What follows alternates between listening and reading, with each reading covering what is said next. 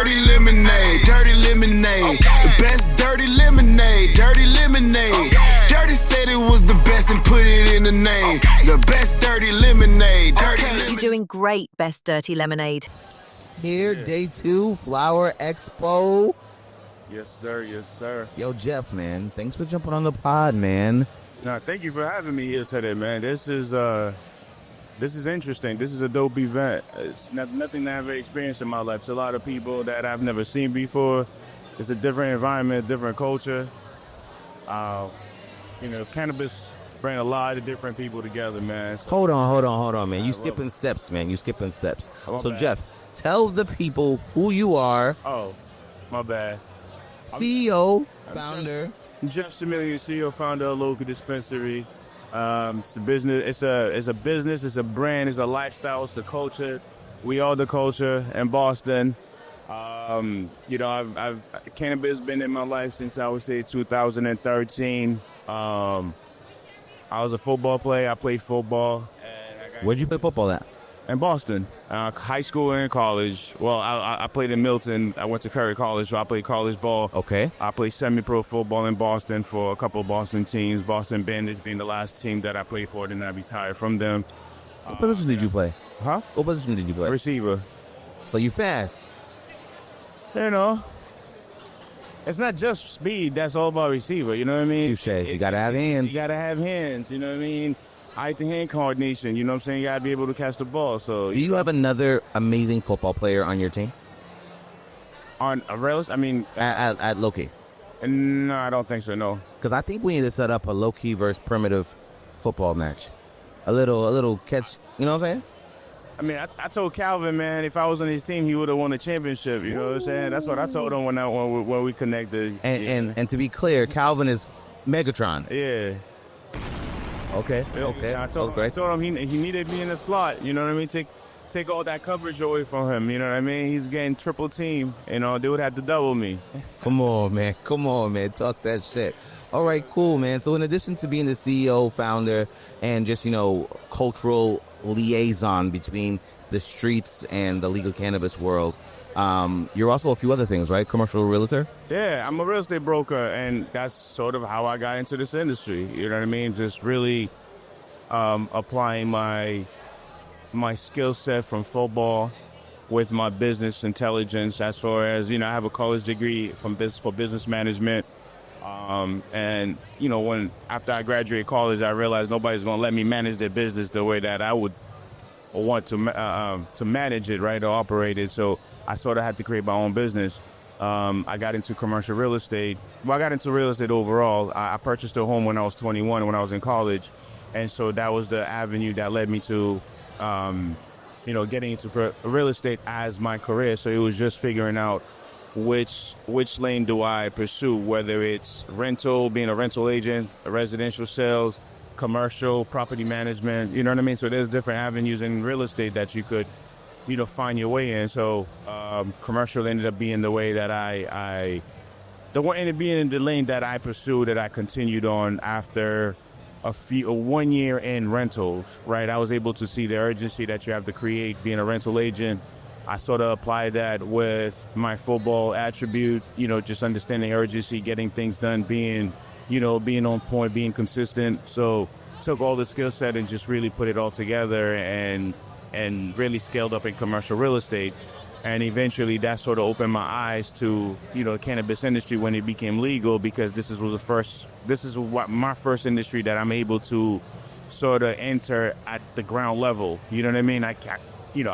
As far as IT, tech, pharmaceutical, these things are already ahead of me, right? So, let's just say tech, I would have to move to California for me to really be in San Fran and really be around that environment where cannabis became legal in Massachusetts. So, be knowing, the streets, knowing the industry business. So it was for me to say, okay, how do I craft my way into this industry and leveraging, like I said, the skill set that I had, which was commercial real estate, and everything that you do in this world revolves around real estate. So that was the leverage and the advantage that I had, early on was, okay, how do I find, whether it's to find a commercial real estate for retail, for manufacturing, for cultivation, I'm able to do so. I'm able to be a resource. So, individuals started reaching out to me as a commercial broker. You spoke about traveling to mature states for the education. For the education, yeah. Because, at this point, I think, when you go to states, emerging markets, right? So the Marylands, the Delawares, the Jerseys, even New York to a degree, right? Yeah. There's not enough people going back and learning from other people's mistakes. Oh, absolutely. You have to. So if you've been to low-key Dorchester, right, we had a pretty much very... Hold on. If you've been to low-key Dorchester, yeah, that's just the baseline. If you haven't been there, yeah, you're not really getting this good weed. Yeah. I love the fact that you have these amazing artwork on the wall about strands from your community. Absolutely. I appreciate that. And that's from traveling, that's from learning, that's from seeing emerging markets to understand what resonate with the customers, with your employees, with your staff, with the community, right? What is it that people are looking for, and then what keeps them coming back, and what sets you apart? Again, you go to California, there's thousands of retailers, right? So why this retailer see more customers versus the other, right? Is it the product? Is it the THC? Is it the terpenes? Is it the brand? Right, so you have to understand all these things. It's not just you build it, then it will come. It's you build it, tell them they will come. Then how do you keep them? How do you keep them? You know what I mean? So it's a lot, that you have to learn. So like I said, I put in that work prior, right, from prior opening up, so I know how to differentiate myself and my brand to sort of make us a staple no matter what. Okay. Now yesterday, right, we've been having this song and dance conversation for a long time, trying to get my beverage into your store, right? I don't know if this is an exclusive, but let's pretend like it is. So yesterday you said, let's talk about blah, blah, blah. Mm-hmm. Let's go into that. What does that mean? What do you mean? You gave me another address. Yeah. Oh, yeah. So currently, low-key Dorchester, that was our stepping stone into this industry, right? No matter what in life, in this world, it's a gem drop. You can't do what you don't know, right? Hey. You can't do what you don't know. And even you have mentors, you still have to go through the process. So Low-Key Dorchester was our first location that we were able to get open, right? And we made some mistakes across the line. We had the wrong partners. Hire the wrong contractors,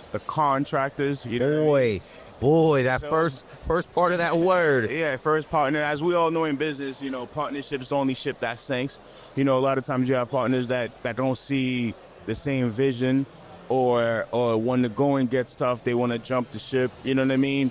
And put you in a bad situation. So unfortunately, we were in a bad situation with Low-Key Dorchester.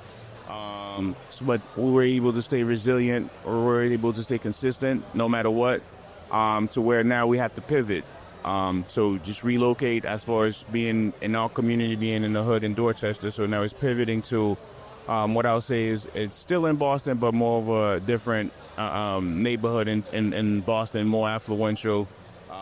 And, with the hopes that we take our lumps, right? We take our lessons and we pivot over to West Roxbury.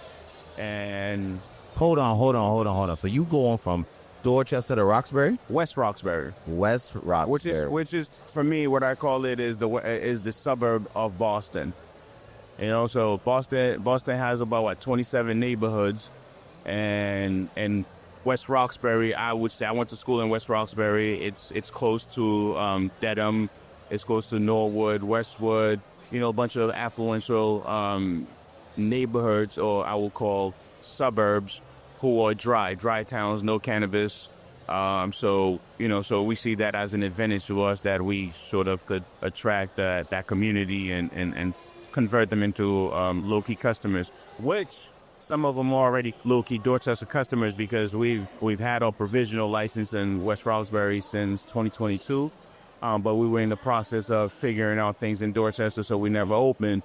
And I did a great job with the community outreach, getting them to understand who I was, being a student, from West Roxbury. My mother works in West Roxbury, so we were able to sort of, create some fans and customer in West Roxbury or Hyde Park or West Roxbury that who travel to Dorchester to shop with us. So now it's just really, bringing it to them rather than them having to come to us. So I'm excited about that.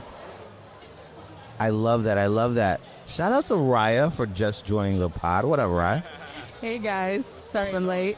Nah, listen, man. We're still at an expo. We still gotta, touch the bud tenders. It got crazy. It did. Got busy. It did. Also, touching the bud tenders is probably the most important part of our job. For sure. Right? Because these are gonna be the frontline folks who say, "Yo, I'm welcome to Low Key," and make sure that your customers are having a great experience. Yeah. Making sure that your customers are selling the best dirty lemonade. Yeah, this is definitely the most important day. Right There is. So, yeah. So listen, okay, so you're moving. When can people expect you to be open in West Roxbury? I'm hoping before the end of the year. Right now, we are currently in the construction stages. We have pretty much all our equipment, everything from Dorchester. We basically just relocating into West Roxbury. So everything is in self-storage units. So we're making moves. Hold on. There was no way to keep the money going and open one. You just got to keep one open while the other was. We try that. But you know what I mean. So there's a lot of moving pieces, and honestly, it's probably the best decision as far as not carrying that weight over your shoulder. You know what I mean, and ending that nightmare, I would call it, right? Because I could say it was a nightmare. You know what I mean? Just there's so many moving pieces that we had to deal with. As far as, like I said, partner, lender, landlord, you know what I mean? Being a tenant, the community, the neighborhood. So there's a lot that plays into that where, again, there's so many people that we have to speak to on a daily basis to try to negotiate on a daily basis and we're trying to work things out. It just makes more sense to just sort of end it. You know what I mean? Just cut it off, cut the head off and start all over. Start from scratch. It's not necessarily start from scratch. It's we're taking the experience, which is the lesson, right? The wisdom. That's the most important piece, right? And the other aspect would have been all the money spent on material, on equipment, on POS or whatever it is. We're taking those things. You know what I mean? So there's in my mind, there's no loss. The only thing we're losing, I would say, is revenue while we shut down. But that's also the same time that we have to shut that down and strategize and plan how we do the next one. You know what I mean? Rather than trying to maintain this while we're trying to do another one. You know what I mean? Which it could also be a plan for disaster as well, because you're trying to do too much. You're trying to, trying to save one with one hand and trying to pull another one up. So instead of just get rid of it and put two hands in this and pull ourselves back up. So I know for a fact this is the best decision, because I think on Monday after we shut down, I woke up feeling brand new, energized. And that's how you know. I felt like I could go run 5 miles. I didn't go run 5 miles, but I felt like I could just go run right now. You know what I mean? I felt free. I felt liberated. You know what I mean? That chapter is it's done and over with. You know what I mean? I love that. Right. I love that. Sometimes when you're making the right decisions, you get a pit in your stomach, right? Like right before you have to make a big decision. And so to feel that relief, it's just what I consider the ancestors providing you guidance and giving you signs that you're moving in the right direction. 100%. Now, and you have to be able to listen, right? That's what you just said. Like, the signs could be there, but you don't listen or you don't see it. You know what I mean? And that's what comes with being patient, right? Yeah. When you want something, you work for it, but you also have to give it time to grow, right? And that's one of the things that with Low Key, I had to give it time to grow, and I also had to sit back and watch it as it's growing, what needs to be improvised and what needs to be taken care of.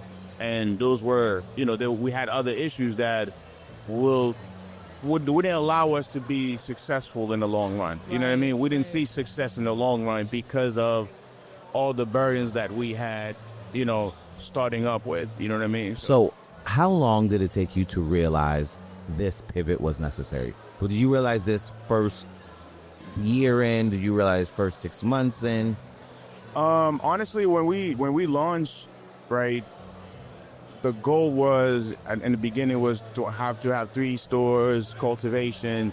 So when the issue started, I would say August 2022. Wow. Right? And I tore my Achilles, so I had to sit down for about. Hold on. You guys have this in common. I think you guys. My Achilles too.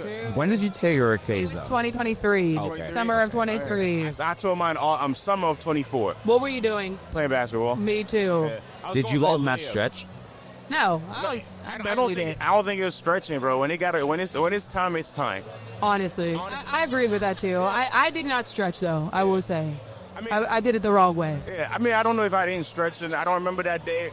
I just remember walking down to the park. The best thing that happened is I was with my wife. I was with my wife and my son that day, and she saw that I wasn't going hard, and it wasn't really me trying to play basketball. It was just playing around. And so she sort of forgave me and really didn't make this hard for me. But if she wasn't there, I think, it would have been a tough, healing process. Because she saw that I was just playing around with my friends. It wasn't really, being competitive. She knows I'm a competitive person, and she would have been like, oh, you have all these things going on, and you decided to want to play basketball. And Like you were careless. exactly. So she noticed it wasn't that. And I truly appreciate her for not giving me shit. Because that's a rough recovery. Yeah, it is. And I think that's one of the toughest recoveries. Like when you have an injury, obviously, like there's a lot that goes into it. But an Achilles recovery, I mean, honestly, it happened August 28, 2022. I got surgery September 7th, 2022. I was walking November 14th, 2020. wow, So within 2 months, I got back because what I did. you got back quick. Yeah, I did. So I'll tell you why. All I did the moment that I injured myself, I started healing myself, right? THC, rubbing CBD oil, doing everything that I had to do to sort of get myself back. Yeah. Because mentally, all I said to myself, I just need to walk. I'm not an athlete anymore. I don't plan on playing basketball. Yeah, I don't that's plan. me now. I don't plan on going anywhere besides Yeah. I just need to be able to walk from. Yeah. I have to walk to meet with you. That's all I need, and that's all I said. That's what I was going to do. So that's all I did. I mean, I had to drive. I drove with my left foot. Because again, like my wife was pregnant at the time too. So my God. Here I am with maybe a 10-month-old at the time. Actually, yeah, it was a 10-month-old because I had a son in November 21. And Congratulations. thank you. Wow. Although I realize that's years ago, but still, congratulations. And then my wife was pregnant at that time. And you know what? This is why sometimes having friends that are assholes is a good thing. Because I had a friend of mine. That's why we keep Raya around. He said to me, he was playing around because in November, I was supposed to have my son's baptism. So I invited my boy to the baptism. He was like, oh, your son's going to walk before you. Yo, for somebody competitive, that's not what you want to hear. No, That's not what because now I'm gonna get to it. Exactly. Now I'm gonna do it. Exactly. So by November, Don't worry about it. I'm walking. Don't worry about Because it. I'm like, this kid is not gonna walk before me, and I have to live with my life and hear my boy his talk trash. Yeah. I'm making a difference, and that was it. That was the drive that I needed. You know what I mean? I was already competitive and really wanted to get back to it, but that stung a little bit, and it was just like, I got to get this done. So. Sure. I love that. Okay, listen, man. Now, you also had the privilege of launching a brand with one of the biggest names in hip-hop. Yes, sir. How did that come about?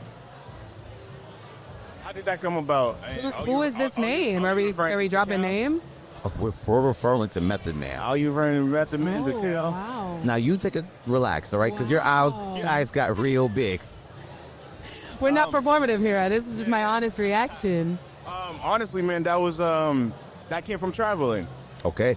Right, what I said earlier, from traveling and actually understanding and knowing different markets, what makes sense. I'm a huge Wu-Tang fan growing up.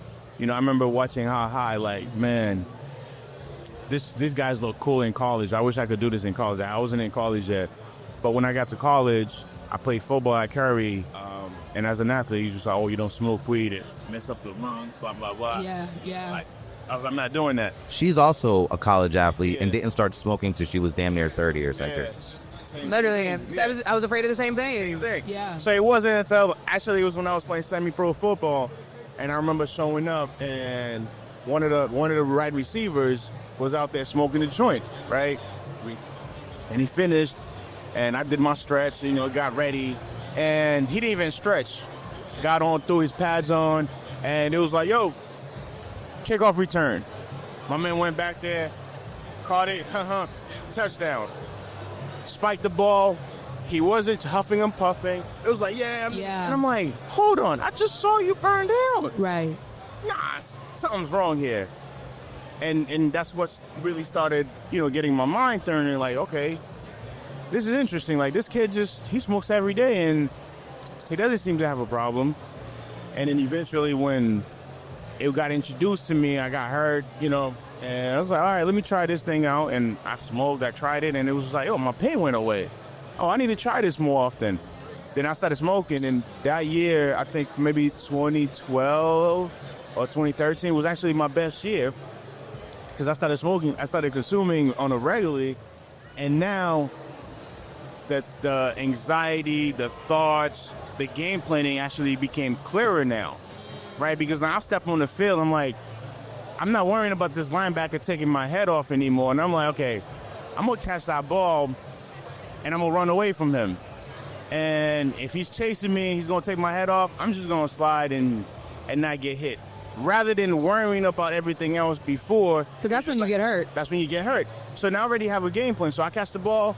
If he's right here, he's going to hit me. Just take the hit, Jeff. You know what I mean? Go down or outrun him, right? Or, okay, there's no free safety here. Change the route. So when I started doing these things, rather than like, oh, man, I don't want to get hit, da-da-da, and that's, you know what I mean? I would get hurt. It sounds like you're saying that cannabis made you a better athlete. And it may not be a linear connection, but through the lack of the fear, right? Through getting rid of fear and anxiety, you were really able to kill it on the field. I love that. I did. I was to the point where that same year where, growing up, I'm Haitian, thinking like, oh, you only play soccer. Like, I didn't really want to play football. Like, I played football because of, the stereotypes. You know what I mean? I didn't want to be, oh, you Haitian, you only play soccer type of thing. Like, I could play other sports. I'm going to play football, right? But soccer was my first love. Like, this is what my father played. This is what I grew up watching. So I didn't want to do that. Who's your Premier League team? Premier League? Right now? I mean, yeah. I don't know. I don't have a favorite. You don't have a favorite? I don't have a favorite. So who's your La Liga team? Like, give me a team that you like. I would be honest with you, right? So for me, like, getting back into soccer, or like, I just want to see Haiti on a bigger scale. That's what I care for. Okay. That's what I care for. I just want to see Haiti on a bigger scale. That when it comes to soccer, I'm not. I don't care for about other leagues, about teams, about any of that. Like, it's all about. That's all. That's what I like to see. I remember that they came and played in at Foxborough. At Gillette? And Gillette. Who they play? Did they play Jamaica or did they play America? I don't remember who it was. Played. CONCACAF for sure. I don't know who they played, but all I know is I brought my dad to that game. All I know is I got tickets and brought my dad to that game, and I'm happy because, well, I mean, as a football fan, that I was already going to Foxborough, so I knew my way around. So I was able to do that, you know what I mean, without a problem, without worrying about where do I park, how do I make this happen. It was just like, yo, Dad, we're going to this game. I got it, blah, blah, blah, and it was the best time. It was the best time of my life, you know what I mean? Because I was able to share that moment with my dad, you know what I mean? For sure. For knowing that. And I wanted to get back to the football, right? Like, I know I was a good soccer player growing up, but, like, I didn't play high school, college. So when I started playing semi-pro football, our starting kicker, punter, went down. So I was like, I could kick, I could punt. Like, just never done it. I've never done it. I'm like, I could do it. So let's do it. That same year, right, never punted, never kicked before. I made the Pro Bowl team as a kicker and a punter. Wow. Right?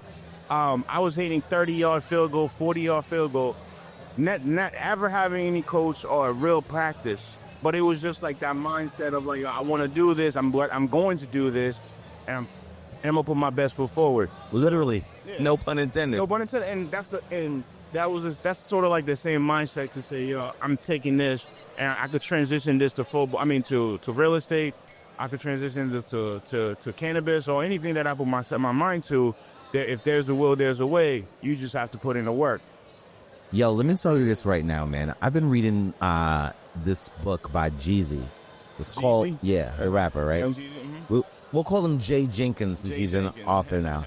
And the overall theme of this book is called You Gotta Believe, right? And it says that if you're going to dominate at any area of your life, whether it's business, whether it's love, whether it's sports, whether it's in the boardroom, it all starts with that belief in yourself. 100%. So for you to say, yo, I never kicked before, and I'm going to go out here and I'm hitting 30-yard field goals, 40-yard field goals. Bro, I was hitting those. I have tapes. I recorded myself. I started going to Milton High School. Yeah. Milton Academy. Like just the other day, I saw a couple of clips that I recorded, and I'm like, man, I could have been if I would have played college ball, if I would have focused on that, right, in high school, college, right, I probably could have been the pros, no lie. Absolutely. But I know when, by the time I made it to college, I know I didn't really have a chance to be a wide receiver, to play pro at a high level as a wide receiver, because in high school I was a tight end. Then when I got to college, I'm like, dudes are twice as my size. Right. So I had to make adjustment to say, okay, I have to shift down to receiver and try to be a better player, you know, be a better slot receiver. So if I was a kicker or punter, I wouldn't have to adjust. You just need to get better. You know what I mean? And given the fact that I play other position, that would have put me that would have given me an advantage versus the next guy who would have been probably a better kicker than me. But like, bro, I could also run down the field and make a tackle. So, right, and if the fourth string receiver was hurt, you could throw me in there as a decoy. You know what I mean? And one of those years, I took a fake punt. You know what I mean? Almost got a first down. You know what I mean? So, dude, these are the type of things that, like, you know, overall, like, my coach would have coached me or would have trained me, you know what I mean, to be what you call a weapon. You know what I mean? But growing up, I didn't have that mentality. It was just like, okay, how do I just fit in a sense, rather than just creating my own lane. You know what I mean? And that's what cannabis allowed me to do, is just like, you know, I'm gonna create my own brand. I'm gonna create my own, be creative and do my own things. Where, you know, I created those neighborhood strains that represent Dorchester, represent the neighborhoods of Boston that and the connection with that, it was just, these are neighborhoods that I've broke a transaction in, right? That I've left my footprint in. Right, in Dorchester, I lived in Dorchester. I did so many deals in Dorchester, helped so many family business owners in Dorchester. Same as Mattapan. My office is in Mattapan. Same with West Roxbury. I went to school in West Roxbury, brokered deals there, Roxbury. Yo, you can't come on the pod, mention Mattapan, and me not say, shout out to Drew, man. Jubilee?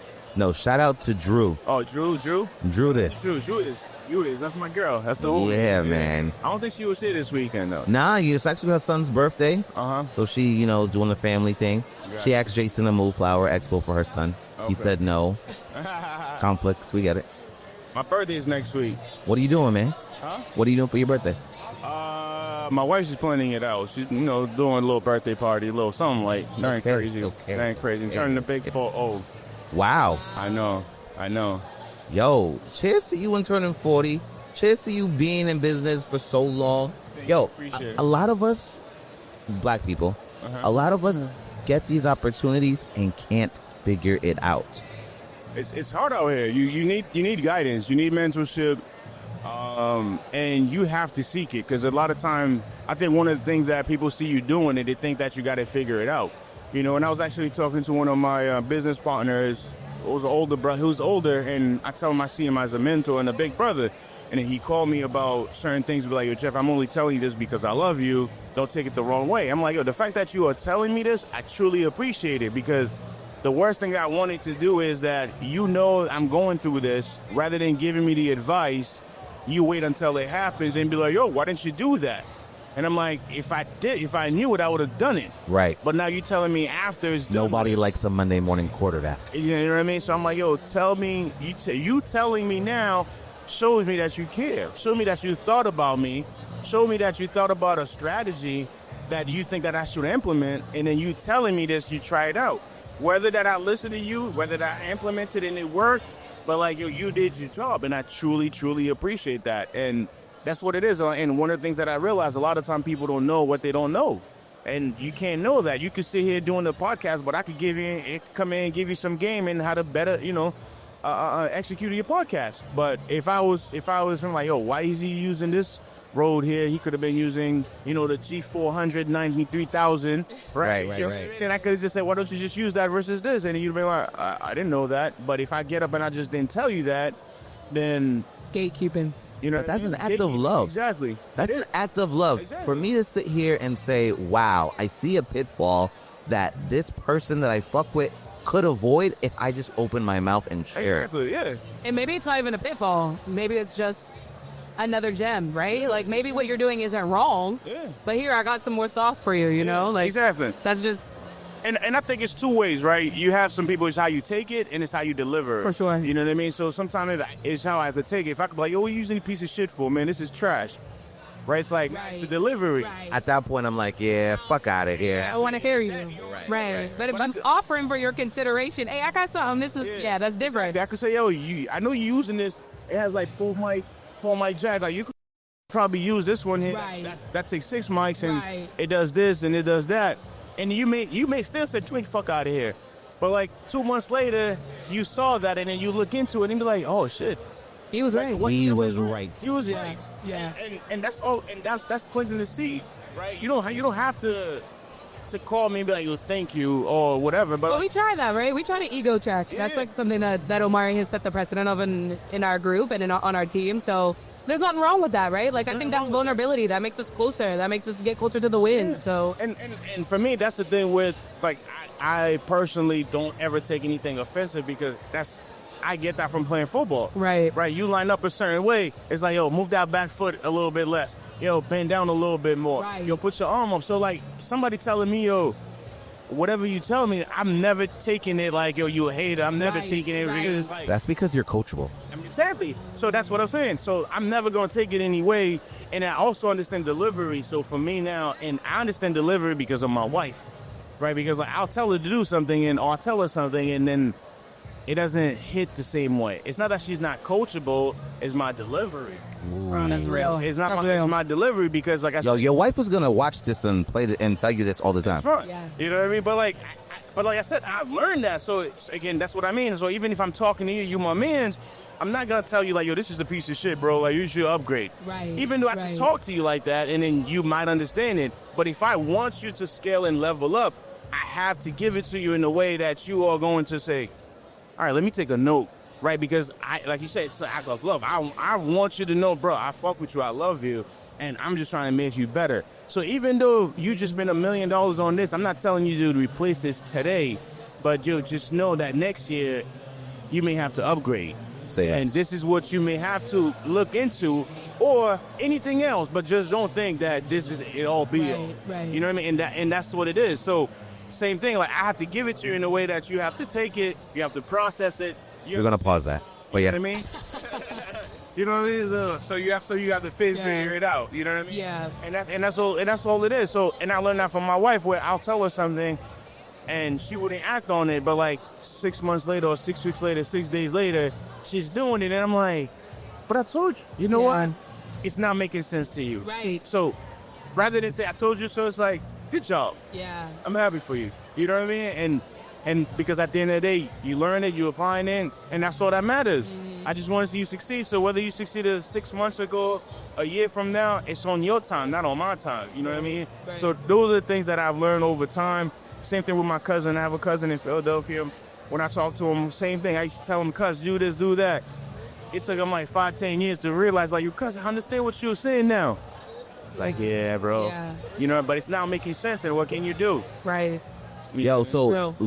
before we get out of here, what 2 pieces of advice would you give somebody who newly acquired a license in, let's say, I don't know, Maryland, Delaware, any of these, Jersey, any of these emerging markets, what advice would you give them, things that you learned, like, you know?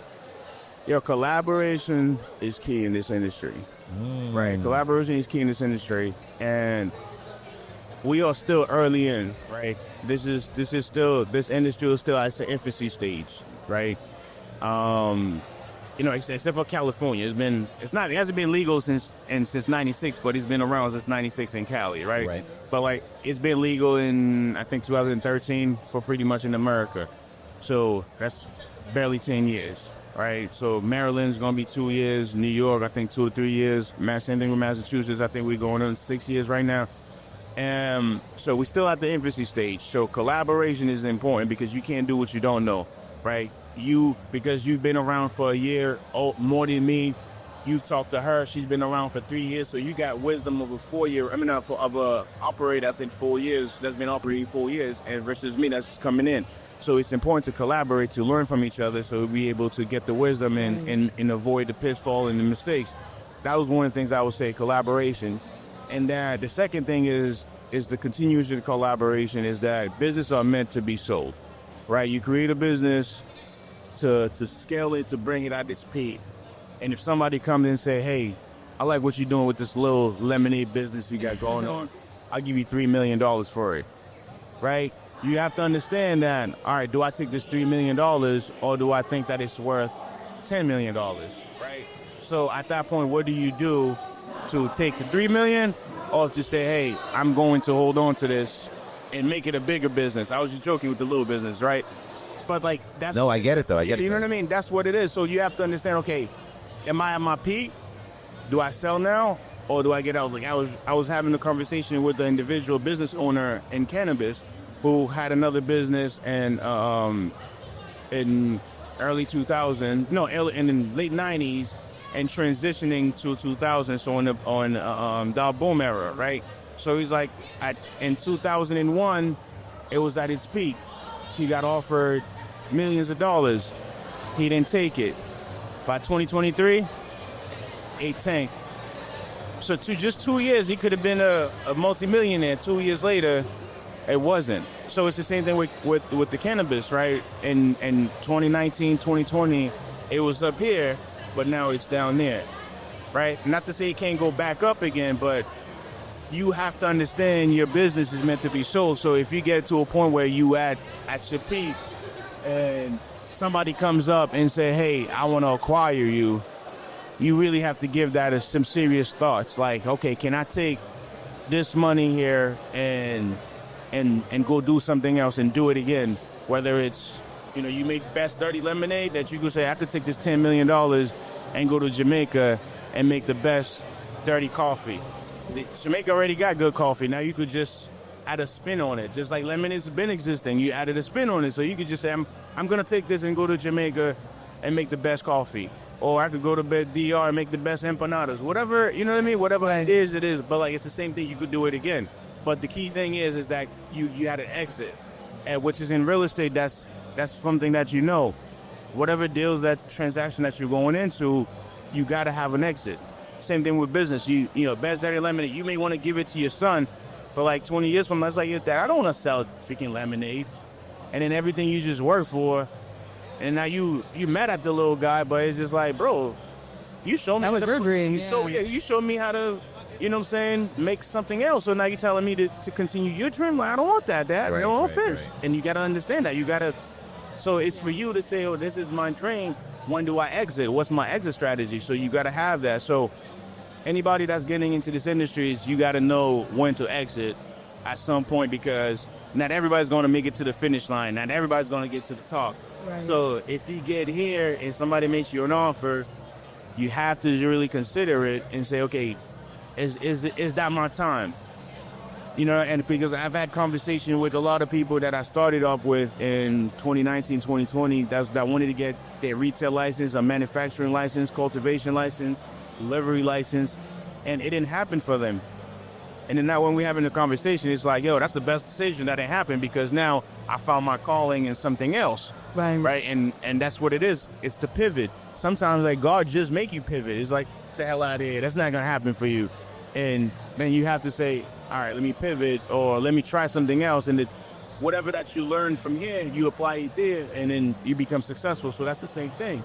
But like now you have a little bit of money because you sold something. Man, the confidence is up here because you did this already. You know what I mean? You built it, you sold it, you made money, you profitable. Now, how can I do that again? And that's what I would say.